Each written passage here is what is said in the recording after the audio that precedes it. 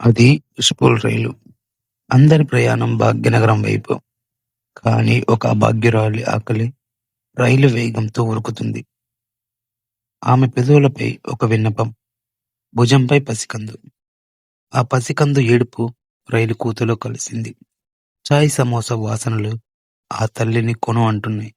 2 పట్టాలుగా ఆ ఇద్దరి జీవితం. సమాజం మోసగిస్తే విధి వంచింది.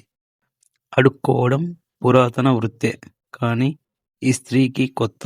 బిచ్చమెత్తుకోవడం ఆమె వృత్తి కానే కాదు, ప్రవృత్తి అసలు కాదు. కానీ ఆకలి? ఆ కంపార్ట్మెంట్లో ఆకలి 2 రకాలు.